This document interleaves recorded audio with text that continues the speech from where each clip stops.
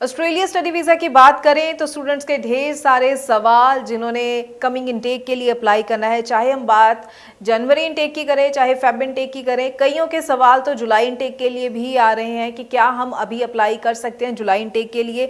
उस पर भी बात ज़रूर करेंगे और स्पेशली बात करने जा रहे हैं प्रोफाइल्स पर कि कौन सी प्रोफाइल जो है बेस्ट मान सकते हैं ऑस्ट्रेलिया स्टडी वीज़ा के लिए, जिन पर वीज़ा चांसेस बहुत ज़्यादा देखने को मिलेंगे। और स्टूडेंट ज़रूर इन बातों का ध्यान रखें। फंड्स को लेकर भी स्टूडेंट्स के डाउट जरूर क्लियर करेंगे। आईटीआर है, इनकम है, फंड्स, क्योंकि यहाँ पर अगर आप गलती कर जाते हैं तो अच्छी एकेडमिक्स में भी अगर आपकी अच्छी परसेंटेज है लेकिन फंड्स में कहीं गलती कर दी तो आपको रिफ्यूज़ल फेस करना पड़ सकता है। आप इस वजह से रिफ्यूज़ल फेस ना करें, इसीलिए हम पूरी इन्फॉर्मेशन टाइम टू टाइम आपके साथ शेयर करते रहते हैं। तो आज भी ऑस्ट्रेलिया स्टडी वीज़ा को लेकर ढेर सारी इन्फॉर्मेशन आपके साथ शेयर करने जा रहे हैं। स्वागत है आप सभी का, मैं हूं हरजोत कौर और ये पूरी इन्फॉर्मेशन आपके साथ शेयर करेंगे नेविगेटर्स ओवरसीज से visa expert Mrs Veena Goyal ma'am हमारे साथ हैं। बहुत बहुत स्वागत है मैम, नमस्कार।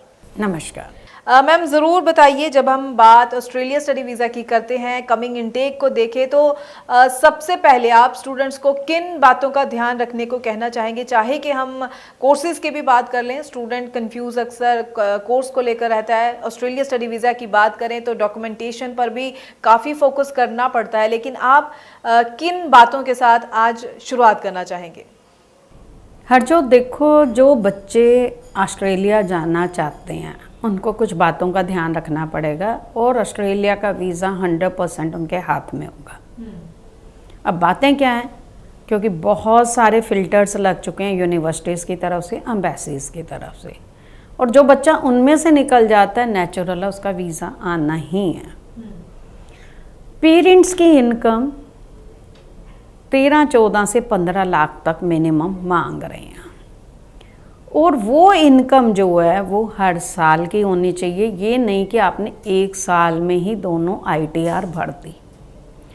फंड्स 3 मंथ्स ओल्ड होने चाहिए।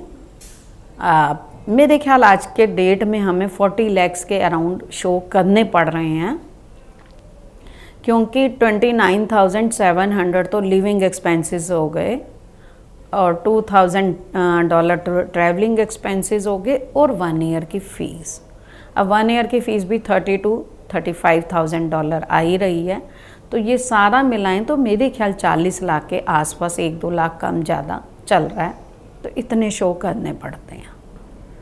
अगर पेरेंट्स जॉब में हैं तो उनके डॉक्यूमेंट्स प्रॉपर होते हैं, एजुकेशन लोन ले सकते हैं अगर इतनी अमाउंट उन्होंने सेविंग में नहीं की है, और अगर सेविंग कर रखी है तो कोई दिक्कत नहीं है। जिन्होंने लैंड सेल की है उनकी भी कोई प्रॉब्लम नहीं है, कोई शेयर सेल की हैं उनको कोई दिक्कत नहीं, मतलब उनके पास प्रूफ होना चाहिए।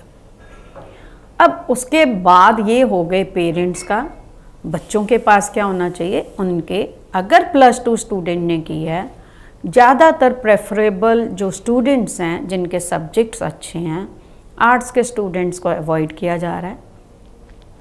नॉन मेडिकल के, मेडिकल के स्टूडेंट्स या जिन्होंने कोई साइकोलॉजी, इकोनॉमिक्स इस टाइप के कॉम्बिनेशन रखे हुए हैं, वो बच्चों को एडमिशन मिलती है। उनकी परसेंटेज जो है मिनिमम 60% to 65% बेस्ट 4 सब्जेक्ट्स में होनी चाहिए। अगर कोई ऑप्शनल एक सब्जेक्ट रखा हुआ है तो उसको एक्सक्लूड कर दिया जाता है, उसको इंक्लूड नहीं किया जाता। IELTS 6 बैंड ईच होने चाहिए। अब मास्टर्स का बच्चा है तो डिपेंड ऑन द यूनिवर्सिटीज़ उनको 55 to 65% चाहिए, क्योंकि इसमें सेक्शन 1 यूनिवर्सिटी, सेक्शन 2 और सेक्शन 3 यूनिवर्सिटीज़ हैं। सेक्शन 3 वालों को 65% चाहिए। IELTS 6.5 बैंड चाहिए। अगर बच्चा मास्टर्स के लिए जा रहा है तो उसका अगर गैप है तो जॉब अगर कर रहा है तो उसको जॉब के सारे प्रूफ देने पड़ेंगे, appointment letter, experience letter, bank में जो सैलरी आ रही है उसके प्रूफ, और उस कंपनी की वेबसाइट होनी चाहिए, ट्रेसेबल होनी चाहिए। ये सारी चीज़ों के बच्चों को प्रूफ देने पड़ते हैं। अगर वो सारा कुछ आता है तो बच्चे का ऑस्ट्रेलिया में जो है फिर केस थ्रू हो जाता है। अगर उनकी परसेंटेज बहुत अच्छी है तो G8 यूनिवर्सिटीज़ भी उनको वेलकम कर रही हैं, क्योंकि उन्होंने रिक्वायरमेंट काफ़ी बढ़ा दी है G8 यूनिवर्सिटीज़ ने, क्योंकि कैपिंग हो गई है। कैपिंग की वजह से सीट्स कम होती हैं, तो हर यूनिवर्सिटी अच्छा बच्चा प्रेफर कर रही है। अब वो टाइम चला गया कि आपने 55% में अप्लाई कर दिया या कम परसेंटेज में, तो आपकी जितनी अच्छी परसेंटेज होगी उतना ही अच्छा आपके लिए है। तो ऑस्ट्रेलिया के डोर्स ओपन हैं, ये नहीं कि बंद हो गए, लेकिन ये भी ज़रूर है कैपिंग लगने के बाद जो है अब वीज़ाज़ में जो है यूनिवर्सिटीज़ के हाथ उतने खुले नहीं रहे कि जितने मर्जी ऑफ़र लेटर दे दें। अब हर यूनिवर्सिटी जो है एक क्वालिटी स्टूडेंट की तरफ देख रही है। अब बच्चे अपने प्रोग्राम्स कौन से लें, वो ही प्रोग्राम लें जिनमें उनका इंटरेस्ट है। अब क्योंकि बच्चा अच्छा ले रहे हैं, परसेंटेज अच्छी ले रहे हैं, तो अच्छा स्टूडेंट है तो नेचुरल है, वो अवेयर है कि मेरे को क्या करना है। तो आने वाले टाइम के आईटी के प्रोग्राम में अगर आप इंटरेस्टेड हैं तो साइबर सिक्योरिटी है, आर्टिफिशियल इंटेलिजेंस है, डेटा एनालिटिक है, तो इस टाइप के कॉम्बिनेशंस ले सकते हैं। इंजीनियरिंग के, रोबोटिक्स के प्रोग्राम तो हमेशा फेमस रहते ही हैं, आप उस टाइप के प्रोग्राम ले लीजिए। इंजीनियरिंग का तो आप चाहे आर्किटेक्चर ले लो, चाहे सिविल ले लो, इलेक्ट्रिकल ले लो, all programmes are in demand. Petroleum engineering में वेस्टर्न ऑस्ट्रेलिया वाले काफ़ी सारी स्कॉलरशिप आपको देते ही देते हैं। ये प्रोग्राम्स लेने के बाद अगर वो प्रोग्राम सारे स्किल ऑक्यूपेशन लिस्ट में हैं तो आपको जो है पोस्ट स्टडी वर्क परमिट तो मिलता ही है। अगर आप चाहते हो तो ऑस्ट्रेलिया वाले अब कहते हैं कि you want to settle, you can settle there as well. तो अब उस चीज़ से उनका परहेज़ ख़त्म हो गया कि बच्चे आएँ और वो चले जाएं। हाँ, अगर उनको ज़रूरत है और बच्चे को वहाँ पे अपॉर्चुनिटीज़ मिलती हैं, क्योंकि वही प्रोग्राम बच्चा ले रहा है जिसमें अपॉर्चुनिटीज़ बहुत ज़्यादा हैं। बच्चे आके अपने पेरेंट्स का बिज़नेस देखना चाहते हैं, उनकी हेल्प कराना चाहते हैं, दैट इज़ समथिंग डिफरेंट। अगर वो जाके कंट्री एक्सप्लोर करना चाहते हैं, रहना चाहते हैं, तो वो भी पॉसिबिलिटीज़ हैं।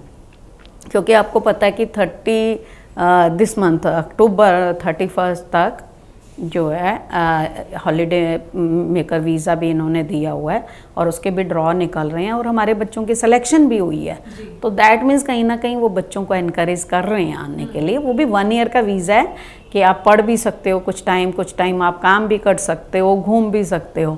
तो अपॉर्चुनिटीज़ वो दे रहे हैं, बट बच्चों ने यूटिलाइज़ कैसे करनी है वो उन्होंने देखना है। बिल्कुल बिल्कुल सही बात है। तो स्टूडेंट्स ज़रूर इन सभी बातों का ध्यान रखें। ऑस्ट्रेलिया स्टडी वीज़ा की बात करें तो आई होप कि काफ़ी पॉइंट्स आपको क्लियर हो चुके हैं, लेकिन फिर भी कहीं डाउट है, कोई सवाल है तो नंबर लगातार डिस्प्ले है, इस पर कॉल कीजिए, पूरी जानकारी लीजिए, या फिर नेविगेटर्स ओवरसीज़ के ऑफिस विजिट कीजिए अपने डॉक्यूमेंट्स के साथ, ताकि डॉक्यूमेंट्स की असेसमेंट की जाए और राइट ऑप्शन आपको गाइड की जा सके।